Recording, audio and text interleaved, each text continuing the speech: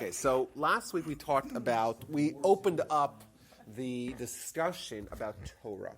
Of course, if you were to distill Judaism into one word, there's a good argument to be made for the word Torah to fill that void, or to fill that responsibility. Because Torah, that's our mission, that's our life, that's our focus, that's our heritage. That's what distinguishes us from others. And we know the Torah, as we documented last week, the Torah study has been the national obsession of the Jewish people for time immemorial, right? We look at history, and the one constant, well, the two constants, are anti-Semitism and obsession with Torah. At any particular point in history, any place in time, where you examine the interests, the pastimes, the ambitions, of the populace, it was about Torah. That's what it was. The most respected scholar, had the leadership. He was the rabbi. He was the person who you would go to for advice. The kids would go, you'd send them to study Torah. Like we mentioned, Maimonides writes that the most important thing that you have to do when looking into a place to live is what kind of Jewish education will that place afford for my children. And he speaks about it in such terms by saying that if you have a Jewish community that doesn't have a Jewish school, you have to burn down the city, which obviously, is very severe. A little bit. You think? But to burn down the entire city means that a Jewish city cannot subsist, cannot sustain, does not have any right, any merit to exist if it is bereft of Torah study. And the question that we want to examine before all is why?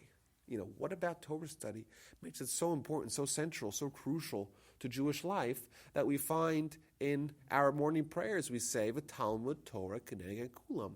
Talmud Torah supersedes all. It's equivalent to all the mitzvahs. If you were to say what is one mitzvah that represents all mitzvahs, that is equal to all the other mitzvahs combined, we say in the Mishnah and Peah, which we read every morning, it's Torah study.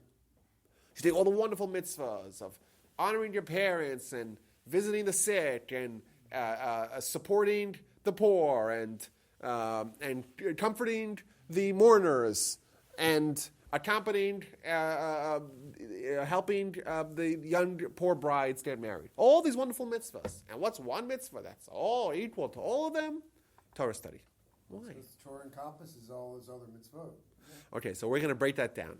So that's a very good answer. Torah includes all. That's one of the reasons why. I want to start from the simplest answer. Like, why do we study Torah? And the simplest answer, I think, is because it's a mitzvah.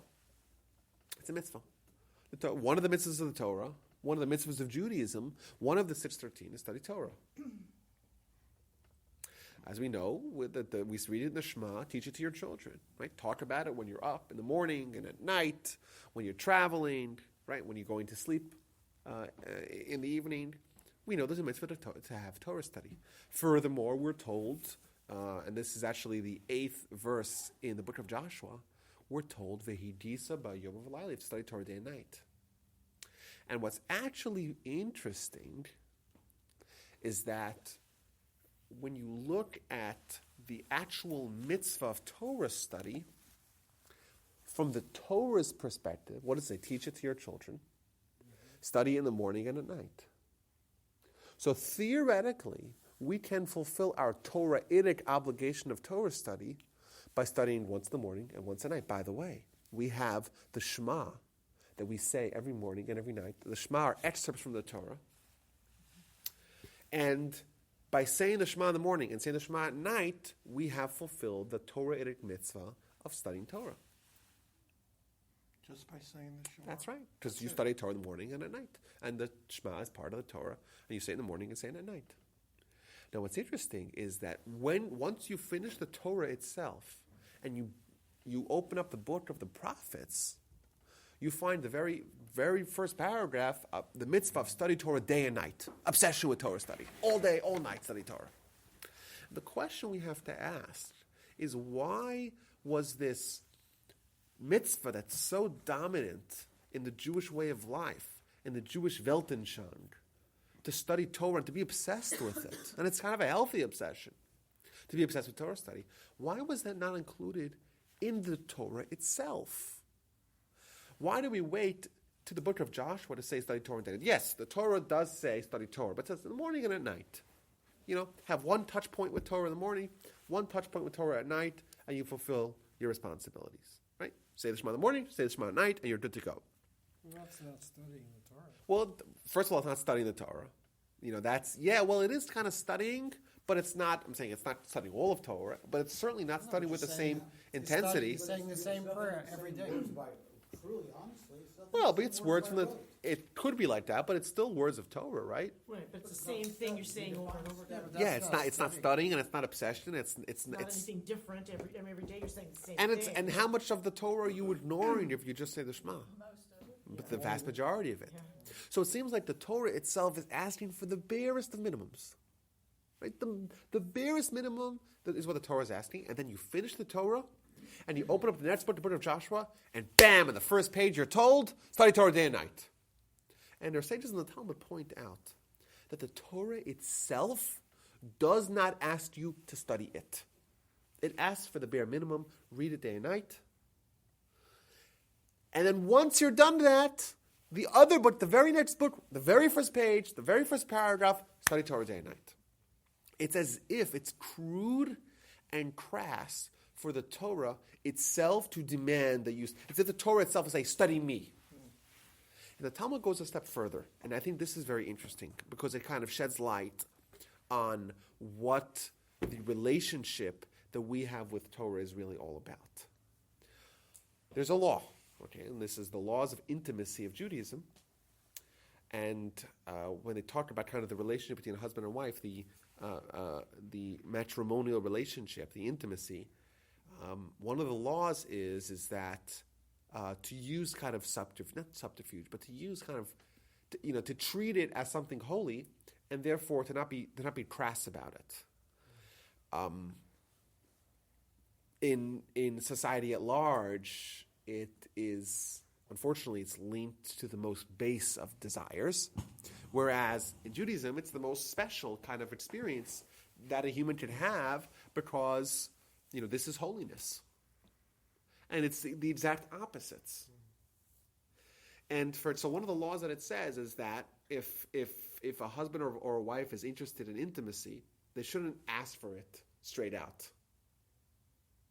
They could use hints, they could, drop hints to try to kind of set the tone or set the mood or, etc., kind of give off that vibe. But to just say, I want X, Y, or Z, right, that's unbefitting. That's one of the laws. The Talmud says that when the Torah does not explicitly demand that we study it intensely day and night, that's akin to a wife not asking explicitly for intimate relations. And there's a connection that the relationship that we have with the Torah is similar to the relationship that a husband has with a wife. It's so deep, it's so intimate, it's so special.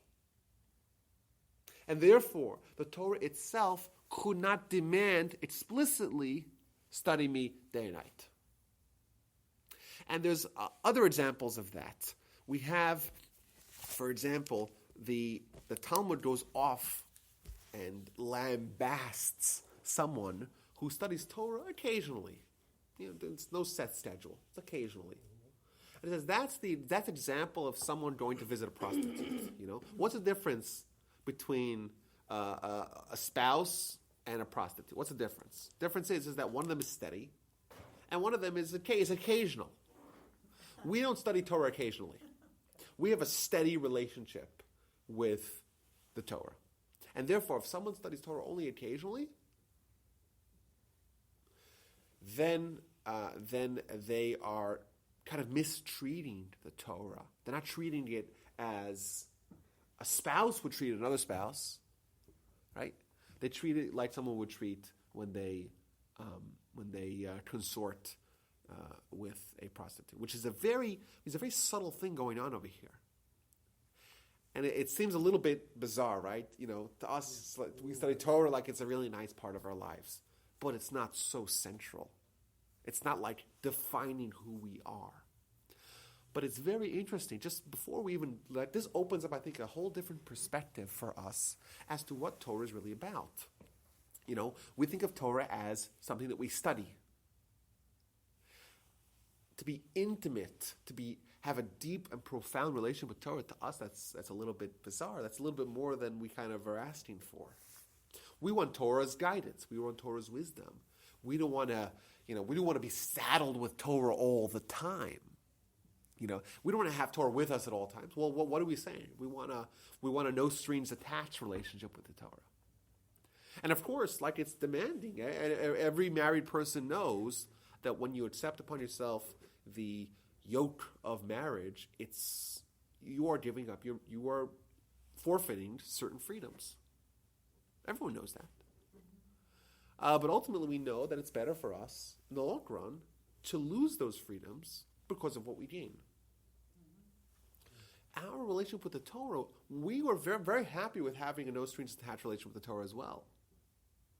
Because if we really, embrace the Torah relationship on a permanent level, we're going to be forfeiting some of our freedoms as well.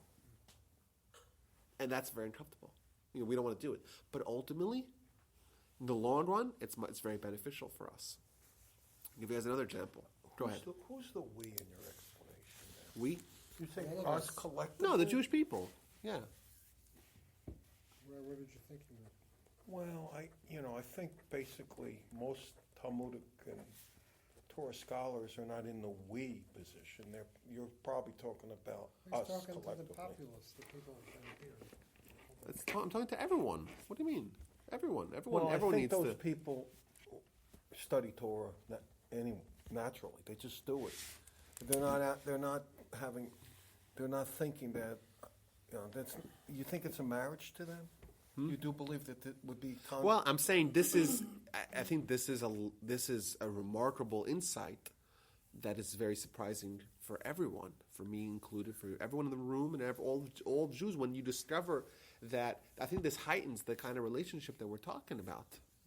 I don't think we would have imagined, unless we were told so by the Torah, what is really going on when we study Torah. It doesn't seem to be very much different than when we study anything else. But we know that it's a very hazardous thing to say that we're comparing Torah study to the study of any other study, to biology, physics, to whatever it is, to medicine, to law. Right? This is the Almighty's Torah. And we have an opportunity to connect with it. But if we treat it like a regular textbook or something that's like any of the other wisdoms in the world, we're essentially downgrading it from being something really special and really unique to something that's very mundane. And the Torah minces no words about what it thinks about such a relationship. I want to take this maybe to a little bit more of a practical level. If the relationship that we have with the Torah is like the relationship that a husband has with a spouse, so what's the very first marriage in the Torah? Actual marriage? No. Adam and Eve. That's right. Adam and Eve? Yeah, they were married. And the Torah gives us a few very interesting statements about marriage when it talks about the first marriage.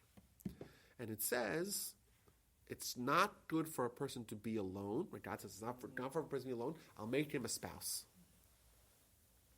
And then Adam was so happy, he was so delighted. This time it's a bone for my bone, it's flesh for my flesh. I'll call her Chava, I'll call her and he was so delighted, and the person should leave his father and mother and cleave to his wife and become one flesh. If the relationship we have with Torah is similar to the relationship we have with our spouses, perhaps we can kind of put that in to what the Torah's lessons is about spouses. Perhaps if we say it's not good for a man to be alone, I will make him a wife, perhaps that can be used as well to say if it's not good for a person to be alone without Torah as much as without a wife. And therefore the Torah is parallel to a wife, to a woman. It's going to bring a person to a better place. It's not good for a person to be without Torah. What happens when a person doesn't have Torah? What was the world like before Torah emerged? Well, idols, But, chaos. humans without instructions could be barbaric. It's chaos. It's, we could really be barbaric people. Why? Because we are, in a certain realm of our existence, we're animals. We're animals that have the capacity to use our minds. But if we ignore our minds, we could really be like animals. And what happens when we're animals? Well, we behave like animals. It's not good for a person to be without Torah. We'll see that the Torah sobers us up. It makes us humans. This Torah is what tells us to focus on in the intellectual aspect, and the part of us that's like the angels, our soul, and not the part of us that's like the animals, like our body. It's not good for a person without Torah, because a person without Torah is very likely to slide into a life of body-centric, animalistic-centric. And what happens to the world like that? What happens to the world when everyone acts like animals? We're the only species that can survive like that. We're the only species that demands this certain this cooperation. We couldn't survive without. None of you guys. Maybe I'm going to venture to say that no one here actually tailored their own clothing. If we didn't cooperate, we'd be toast. And we're the only ones that are not self-sustaining. Every animal on his own, within an environment, can survive. As humans, we need the masses, the critical masses. Otherwise, what do you have? Imagine you have to make your own bread. Where would you start? Plus your own clothing. You have to plant your wheat, and you have to. But think about that life. As humans, if we were animals, if we favor animalistic side, it's not good. Right? We're not designed to be like that. You talk about the Torah because we're all Jewish, but there were plenty of Jews earlier in life that didn't study the Torah. Well, and there's plenty of non-Jews as well. And they survive not as animals, as humans. I agree. But I also think that you could ask a question about non-Jews. Non-Jews don't have Torah, correct? Well, they have other things. True, but I would say that a lot of Torah concepts have made their way into the world at large and has created the Tikkun Olam that we see today, where the fact that human life is valued, abortion arguments aside, but human life is valued. And ISIS aside, that's right. Human abortion and ISIS aside. I never thought I would say that sentence, right? That's true, yeah. But the fact that there is this idea of all men are created equal, and no matter who you are, no matter what class or what caste of society you were born into, if you kill someone else, you are going to be put. You're going to have to face the law. Like, that is an idea that is brand new. And where did that come from? It came from the Torah. And it's a better world to live in. All men are created equal. Where's that idea from? It's from the Torah. And that's because the Torah has affected not only the Jewish people, but the whole world at large. And I think we can safely say it's not good for a person to be without Torah, just like it's not good. And by the way, what was the next sentence? How do we study Torah? A person should abandon his father and his mother and cleave to his wife and become one flesh. Think about that. If that is the way the Torah describes marriage of husband and wife, perhaps we could say that maybe this also parallels how we should relate to Torah. That a person should leave his father and mother means you should leave your beginnings, what are your beginnings? Your beginnings are selfishness. The way you start off life is being very selfish. When it was just you and your parents, what was it? You were screaming in the middle of the night, feed me, I'm hungry. Who does that? Can you imagine going to your neighbor's door, knocking in the middle of the night and saying, I'm hungry, can you feed me? Well, maybe. Maybe you have nicer neighbors than I do. I'm hungry enough, you could. Go to his house. No, but how come we don't do that? Because we're not so selfish. Imagine waking up your neighbors, pounding on the window every night, feed me. You have parents. Happen for neighbors very long. The restraining order or the barrel of a shotgun, right? Right. But my point is that that's what kids really are. And we have to abandon that. We have to cleave to the Torah and become one flesh with the Torah. We have to integrate the Torah's insights into our lives. We can't just let the Torah be an ideal, a principle, a theory, something that's really intellectual but doesn't really... We have to cleave to the Torah and become one flesh, become one with Torah. Think about that. It's possible, this is the idea of Das Torah, by the way, that it's possible for someone to integrate Torah into their lives to such a degree that when they think, it's as if you could ask them what the Torah thinks in a certain matter, because the Torah has penetrated and permeated their minds that they become one with Torah, so to speak, and therefore, what they say is influenced by Torah. So if you want to know what Torah says on a given matter, you ask someone like that. There's a whole industry out there, which I think has kind of gotten a little out of control, but there's an idea that is already sourced thousands of years ago, where you would go to the Torah scholar for advice. Now, what about the Torah scholar makes them capable and adept at giving advice? You know Torah, you don't know advice. The answer is because the Torah scholar is not just someone who knows a lot of Torah, but someone who has integrated Torah into their lives to such a degree that when you ask them, you're not really asking them. They're a proxy for asking the Torah. It's a way to kind of ask the Almighty almost. Because the Torah is the Almighty's mind. It's the way the Almighty thinks about the world. I know in my life, okay, I don't maybe do this as often as I should, but I know there were certain instances in my life where I was faced with very vexing and very thorny and challenging questions, and I had to make a decision. And I asked someone who is one of the great Torah scholars that is around, and was so remarkable to me how he kind of knifed through the question. It's kind of like the way you would examine a question if you were a Torah scholar, which is very interesting. You know, sometimes when people ask you questions, their questions have assumptions baked into them, correct? The biggest problem with an assumption is, with a question, is that oftentimes it has an assumption where if the assumption is untrue, the question doesn't have any order. Why? I got the question recently. Why do religious Jews mistreat their women? Oh, whoa, what a tough question. But that has an assumption, right? Yeah, it does. It's nonsense. Of course it's nonsense. And in fact, it's the opposite. It's the opposite. It's the one society that has, for the Jews for forever, have placed tremendous guards against any of that kind of behavior. But when someone kind of reads something in the news or something like that, or gets a mistaken conception about a certain issue, and they ask you such a question, and you're like, whoa, how do you answer such a question? The answer is that the assumption is nonsense. If you have an assumption that's untrue, but you pass it off as being true, then the question is unanswerable, right? It's like the question that comes up in law school when they ask people, did you stop hitting your wife yet? Did you what? Did you stop hitting your wife yet? You can't answer, right? And because when you have an assumption baked into the question is not legitimate unless the assumption is legitimate. Right? So when you ask a question to a Torah scholar, they're going to quickly determine what about your question are assumptions and analyze those assumptions as to whether or not they're true or not. And sometimes our assumptions are so deeply baked that we don't even realize that they're assumptions. How do you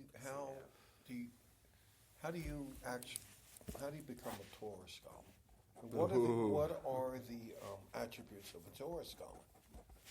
I mean, you know a lot of Talmud, and you know a lot. Are you a Torah scholar? It depends what kind of metric we're using to determine that. What is your interpretation of that? So that's a good question. It's kind of a hard question to answer If you can't- because there's different classifications, even classical classifications of Torah scholars, right? For example, you have the idea of a Talmud Chacham. You ever heard of a Talmud Chacham? Yes. Let me write some notes here.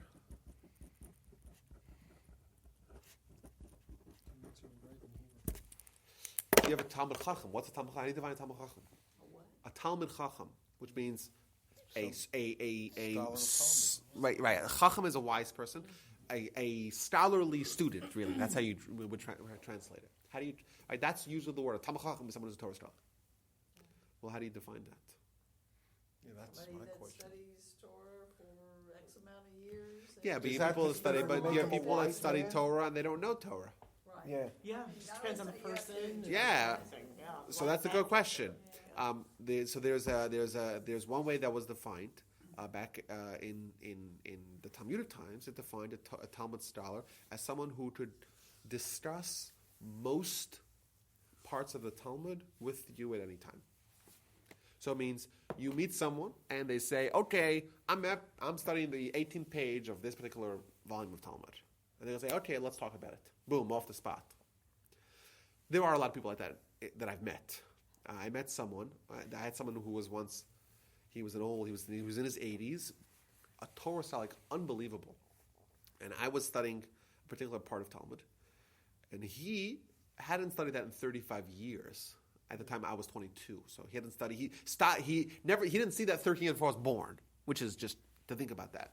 And I'm talking to him, and he's quoting me verbatim, words from the Talmud and words from Rashi, word for word. That's a Torah scholar by any measurement, by any measuring rod, by any yardstick. The Chazon Ish was one of the great Torah scholars of the past 100 years. He gave a very interesting definition of a Torah scholar. I like it a lot. Of a Talmud Chacham. A Torah scholar is someone, according to Chazon Ish, who can study 40 pages of Talmud in a single day. Okay? And can study 1 page of Talmud for 40 days. Which means, which I think you already disqualified 99.9% of the people by saying studying 40 pages of Talmud in a single day. Because to study a single page of Talmud at a moderate level, for most people, will take him a few hours. To study 40 in a single day, even assuming you're doing 15 hours a day, you're doing 2.5 of them an hour, which is very difficult. That being said, we have people in history that have studied hundreds of pages of Talmud in a single day. But of course, these are renowned geniuses, and this is one out of a million, 1 out of 10 million. But I know people that can study. When you say study, you mean learn. Yeah, study, to read it and study, understand it, and And be able to discuss To be able to it. transmit as well. Oh yeah, to study 40 pages of Talmud in a single day, that's a very, very hard task. I think there are some people that can do it, but that's obviously very broad. To study, the big question to me is which one of them is harder. But to study 40 days, only 1 page, the same guy who if he could do 40 pages of Talmud in 1 day, he could do 1,600 pages of Talmud in 40 days. But he's going to do one. But he's going to do, right? He has the capacity of taking the Talmud and 1 page of Talmud, and he could do 1,600 times going through that page of Talmud and equivalent ones, but spend it all learning all vertically. There's horizontal learning, very broad, and then there's vertical learning. And what we find is that when you dig deeper and deeper and deeper and deeper and deeper, you find that there's deeper and deeper and deeper and deeper to go. I once heard a story of a Torah scholar who was having a conversation. I mean, if you study some Talmud, you see that some Talmuds are a little bit more what we would call dry. It's not as enticing, it's not as exciting, it's not as, dramatic discussion. It's a little bit more dry. But how do we say that about Torah? Torah's dry, God forbid, right? So he heard someone saying about a certain page of Talmud, it's a little bit dry. So he said, Torah's not dry, and he took that page of Talmud and studied it so vertically that he was able to write 2 massive essays on that particular page of Talmud. But the point is that what this definition of a Torah scholar is getting at is that there's really a lot that goes into being a Torah scholar. It's being able to gobble up masses and masses and masses of information. We just had last week, I mentioned it, we had the death of one of the great Torah scholars of our times, Rabbi Shmulevitz. I'll tell you, I sat by his lectures, and he loses you, 50 seconds in, 45 seconds in, you're gone. He's speaking so fast. When if you take a podcast, and I encourage everyone to add my podcast on iTunes, and do this as an experiment. Take the podcast on iTunes. What is Right? that? A podcast. All my classes are available on podcast on iTunes. Take your iPhone, go to podcast app, and search Wolbe and select subscribe. Take any class, And then you have the option to play it at 1 speed, which is the same speed that it was delivered, or 2 times speed, or 1.5, right? Put it at 2% speed, because that's the maximum. That's what it sounded like. But did you learn anything that way? Well, it's very hard to learn because it's, well, Slow down. because Take in with your ears. because that particular scholar is someone that is working with a jet engine, and you're driving your little Chevy, right? It's kind of hard, you know. That's why we have him write stuff down, because we can work through it piece by piece. But yeah, I'm saying everyone has to study at their own pace. Here's my question. When you're young, you go to your parents for guidance. Maybe when you get a little older, maybe you'll go to your rabbi, okay? Mm-hmm. Or maybe you'll go to your psychologist, whoever that might be. How does us collectively get to go to a Torah scholar? How do we know who's the Torah scholar? We'll never, basically, I don't think any of us have ever talked to a Torah scholar, have we? I think you have to know an awful lot before you go there. That's what I'm, yeah. So how do we get there? First, you have to learn it, then you can get there. Okay. We'll never have contact with a, I don't no, want no. to answer your question. We'll never Let have the rabbi contact. I answer don't your think us collectively will ever have contact with a Torah. Yeah, well, you may not It's be able the to way have you define the Torah contact scholar. with the greatest Torah, but Torah scholars, I'm saying there's going to be a tremendous band of Torah scholars. You have a tremendous spectrum of Torah scholars. And that you'll probably, if you go to yeshivas where you No, might- I'm saying anywhere. It means we have. Well, rabbis have been through yeshiva. That's right. Have So, been through so Torah someone like my study. But are brother they- who studied a lot. are they, Torah You know, he's a scholars, Torah scholar. He's not a Torah scholar on on kind of a Mount Rushmore scale, No. but he's a Torah scholar. But you study. My brother. So are you. So are you. That's right. You're a Torah scholar. That's right. I'm saying I don't put myself in the same category as but I would agree. As weird as that sounds coming out of my mouth, but it's true. It's true that I spent many hours and many years of my life studying Torah, and that changes the way you think. It changes the way you analyze things. You're able to kind of strip away at you're able to strip away at the parts of your analysis that are extraneous. I love getting questions. No, you do. Because whenever I get questions, I get to dice up a question. Because a lot of times when you ask a question, people are like, I'm going to stump the rabbi, right? When I ask them the question, you want to know the answer. The problem is that you don't realize that your question has so many assumptions baked into it. And if we kind of strip them out one by one, right, we'll see that it's a non-existent question. And I like doing that because it's kind of Talmudic analysis that we provide or that we use over just in common day-to-day life. But I think that the lesson that I want to take from this particular reason why we study Torah, we said it's a mitzvah to study Torah. That's the first reason why we'd study Torah. And the thing I want to take away from it is that yes, it's a mitzvah, but the Torah tells us something very interesting about this mitzvah, that it is intimate, and it's deep, and it's profound, and that's why the Torah itself does not mention it, and this kind of changes our perspective about what Torah really is. We think of Torah as knowledge, as wisdom, as study, and you know what? If it was just that, you could put it on the same pedestal as philosophy and architecture and mathematics, and that would be a gross misservice or disservice to Torah. Because yes, Torah is a wisdom, but if we relegate it to being merely a wisdom, we are disavowing God's connection to Torah. If the Torah is what it portends to be God's mind, it is much more than a mere wisdom. It's God's wisdom, and God's wisdom is not limited to any sort of narrow definition. And the relationship that we have to have is like the relationship we have with our spouses. It's very deep, it's very intimate, it's very personal. It's very personal. The Talmud says that there's 3 things that a Torah scholar is allowed to lie about. Lie about? Yes. A Torah scholar is allowed to lie about. To lie Is about. allowed. He's allowed to lie about. Yes. Okay. Misunderstood, Dan. So one of the things is that a Torah scholar is allowed to lie about the relationship they have with their spouses. No one's business. Someone asks you a question, you lie to them. Okay. The next thing it says is about your scholarship.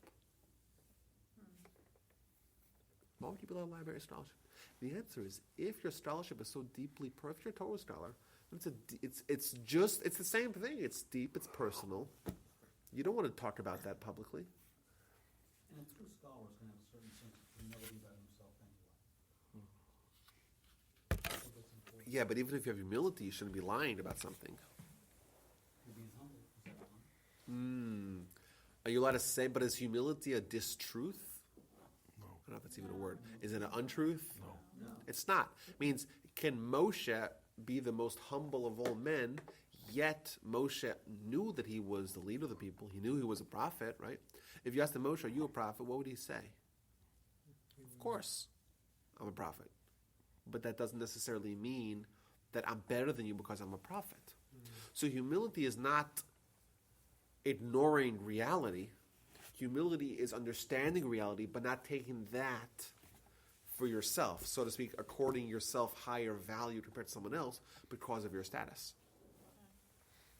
Does that make sense?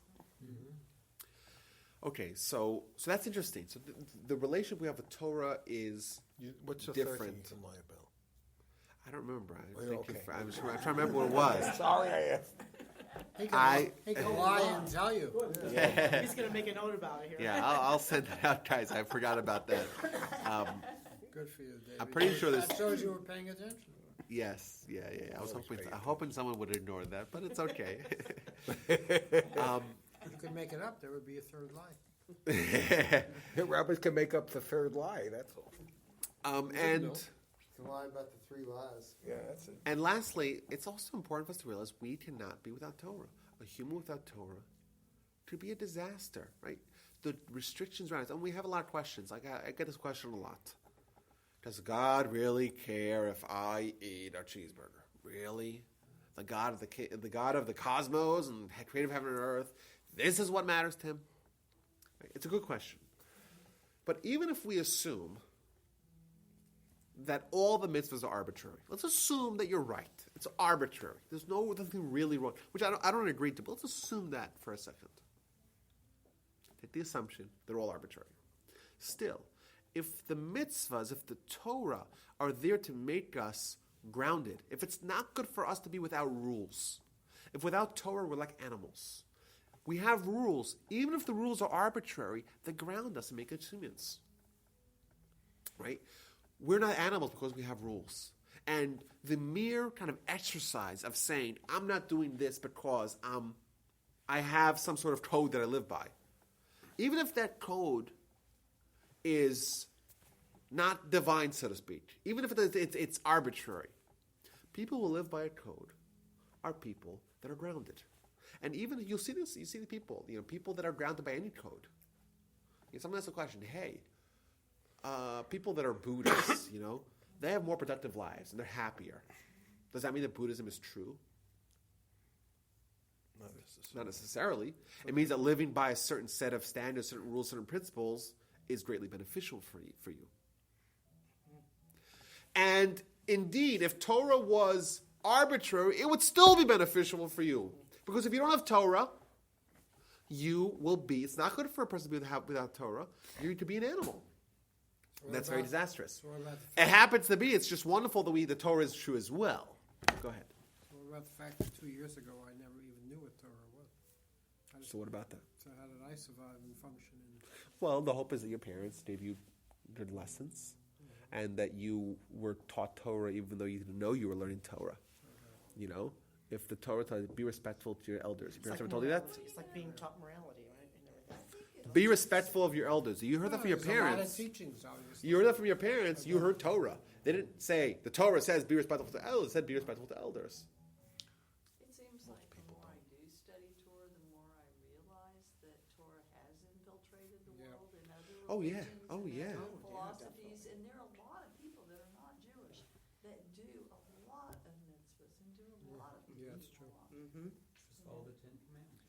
Yeah, and And it's the one universal thing. Almost everyone does that. yeah, and that's a new thing, by the way. We're looking at it post facto. It's a very new thing. The extreme concern that we have with human life, thou shalt not murder, that now it's universal, it's ubiquitous. Except jihadists. Well, okay. And then that's because of We're the all Jews. talking about That's because of But the Jews. We brought 2,000 years ago, it was not morality. true. 2,000 years ago, the Romans would have these exhibitions where they take 10,000 petty criminals and just slaughter them. And everyone would watch.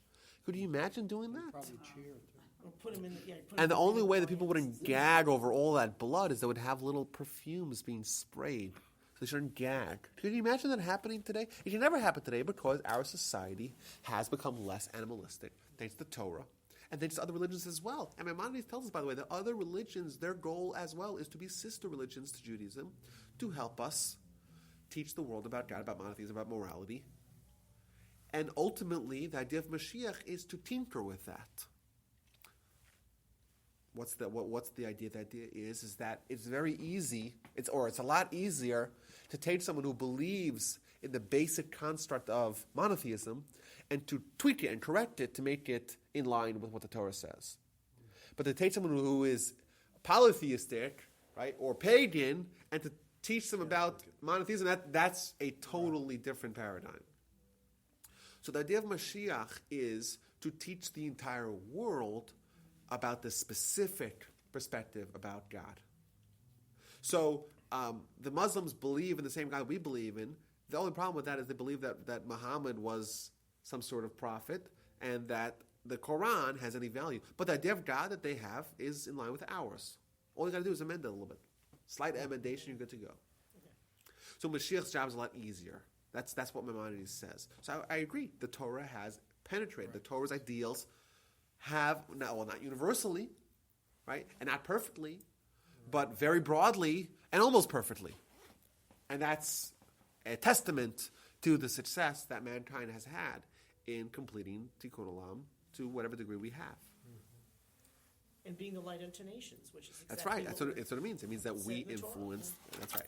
Okay, so that's the first reason why we study Torah. And I think if we just had this as a reason why we study Torah, I think it would be enough for us. There's enough material in this analysis as to why we study Torah to really make us understand, the value that we have to accord to Torah study, the importance, and why it was historically and still is today so central to Jewish living. This is what it's a mitzvah, but it's a crucial mitzvah, and it's a mitzvah that affects us in every aspect of our life. I want to get a little bit more granular. Okay, so it's a mitzvah, but is it just like any other mitzvah, or not? So someone mentioned previously that if you don't have Torah, what else won't you have? What else will you? Will you not have? You wouldn't have the grounding that we have. because That's you true. wouldn't have the laws. No, You wouldn't have the rest of the mitzvahs. You wouldn't have the So Torah study onto its own is very valuable because it connects you with God, it's this deep relationship, and it makes us human. But what about the rest of the mitzvahs? The Torah includes instructions for how to live as a Jew. If you don't have the rest of the mitzvahs, if you don't have the Torah, you won't have the rest of the mitzvahs either.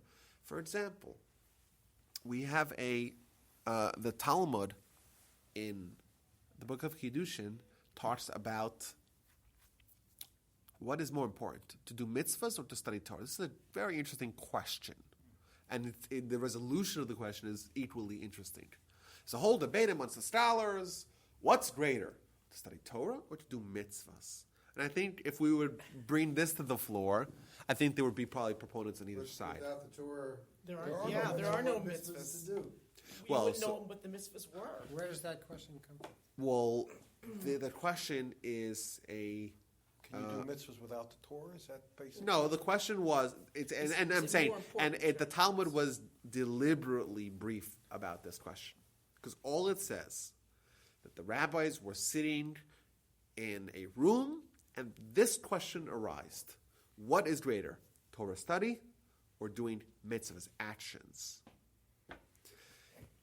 And they were talking about it, and they agreed that actions are more important. So doing mitzvahs were more. Doing mitzvahs is more important. Comes along Rabbi Akiva, and Rabbi Akiva says studying is greater. Because studying brings to action. Right. And then ultimately everyone said, okay, we agree with Rabbi Akiva, his argument is sound.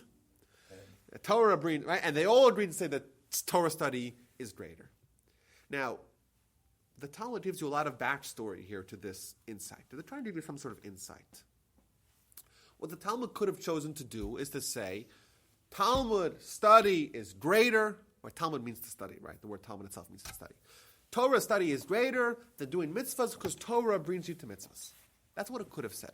Instead, it gives you a backstory. The rabbis were studying, they had a question, what's greater, Torah study, right? Talmud, or Maisa, or action. And everyone said action. And then comes along Rabbi Akiva, and he says Torah is greater, study Torah is greater because it brings you to action, and everyone changes their mind.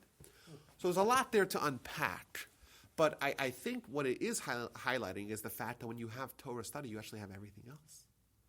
So maybe on a pound-for-pound basis, so to speak, maybe there is an argument to be made that doing a mitzvah is transformative. When you do a mitzvah, what does it mean? It means that your body is involved in spiritual pursuits. The end goal of Judaism is to create harmony with our body and soul by making our body spiritual. And I said a very powerful statement. But the goal of Torah is our body, not our soul. Our soul does not need Torah. Our soul starts off with Torah to begin with. The problem is that we have a body that's in opposition to that. So the goal of the Torah is the body. And what addresses the body? Mitzvahs. Sorry about that. Mitzvahs address the body. Torah addresses the mind. Torah is kind of, the mind is that part of the body, is a part of the soul. It's kind of closer to the soul so much, so to speak. It's a little bit more forward thinking. It's a little bit more connected to our spiritual sense. So there's a good argument to be made, and some of the rabbis made this argument, that mitzvahs are more important. Because mitzvahs actually affect change to our way of life much more than just studying. And the rabbis seem to agree to that. And comes along and says, yes, you're right. Maybe a mitzvah is more valuable in how it changes someone. But look at the big picture. One person studies, one person does a mitzvah. The mitzvah changes in kind of the narrow sense. The mitzvah changes someone, right, more than the Torah study does. But, big picture, what happens when someone studies Torah? Torah is going to bring us to mitzvahs in a much more expansive way than mitzvahs onto their own. Now, a mitzvah brings about another mitzvah, right? It's not like a mitzvah is a one and done. It's not like a mitzvah is a 3 and out, to give a football sense, right? A mitzvah does kind of beget other mitzvahs. But Talmud itself brings us everywhere. The Talmud changes our perspective, our values, that makes a whole torrent of mitzvahs result from the Talmud study. And indeed, if we did not study Torah, we would have a really hard time knowing what to do. Just think of it in the simplest sense, We look at the world and at our mission as being a little bit confusing, There's so much, and every week you come here, you're like, oh, so much Torah. It's kind of hard to piece it all together to make some unified theory as to what Torah and mitzvah is all about. What's Judaism all about? That's a good question. And it's a very hard thing to answer. And that's why the Torah is essentially working with the same model. The Torah is like, okay, it's a complicated world there. There's a lot of stuff going on. There's Judaism, there's Torah, there's mitzvahs, there's Israel, there's Shabbos, there's Sukkot, there's all the holidays, there's all the mitzvahs that are related only in Israel, there's all the personal mitzvahs. A lot of stuff going on over here. And how do you kind of piece it all together? And the truth is we have a very detailed manual. Because we're dealing with a detailed world and we have a detailed manual. And if you look at the way the Torah and the mitzvahs are designed, they're exact parallels to the way the world and us humans are designed. For instance, we're told that we have 248 limbs, corresponding to 248 mitzvahs. Positive mitzvahs, that's right. So what does that mean? It means that the Torah was tailor-made to change us, to fix us. Tailor-made. It's perfect. But if you never study the Torah, if you never study the mitzvahs, if you never read the manual, how are you possibly going to navigate this world? What are you going to do? Imagine if I told you, hey, you get a new toaster. You go inside it, you rip off the box from Amazon, right? Finally, you'll have a toaster that's big enough to fit your bagels in, right? And then there's a big red sign, caution. Improper use of this device may result in serious injury or death. What do? Don't make a bagel. You plug it in and you say, I'll figure it out, right? No. But maybe that's not what you should do, right? But it comes with the manual. You look at the instructions, right? Yeah, How to I use it. remember I was, in the summer, I was home alone. I'll say this story quickly because I have to leave. I was home alone, and something was wrong with my oven, and I couldn't turn the ringer off. So all day and all night, the ringer was on, and I was going mad. And then I'm like, okay, I went to the module that had it. I unscrewed it, and I pull it out, and I see 1,000 wires. And I'm like, I don't care. I'm just cutting the wires. I can't stand this noise. And then I'm like, maybe that's not a good idea because a lot of people die doing that. So I actually brought in someone to do that for me. But, you don't want to tamper with electricity before knowing what it is that you need to do. And if we have the more complicated the You could have just entity, unplugged it. I don't know what to do. It's built in. I had no idea. You have no And manual for your oven. Exactly. But if I did, I would probably read it. But the more complex It's almost. the entity, the appliances, the bigger the manuals, probably the more important it is to read. The Torah is the manual for the world. There's a lot of laws, a lot of details, and the Torah is how we read the instructions. And if we don't have the Torah, we won't know the intricacies of the laws, the complex laws of Shabbat. How important is that for living a good Jewish life and for achieving Tikkun Olam? How do we do it without Torah? We can't. So, first reason why we study Torah is a mitzvah. It's the most important mitzvah. It's a dramatic mitzvah. It's a relationship. It's everything. And then, second thing is we got to know the instructions. And indeed, I have at least 20 more reasons why we study Torah. We'll break those down next week. Thank you guys so much. Lots of fun. And I look forward to seeing y'all then. Thank you. See you.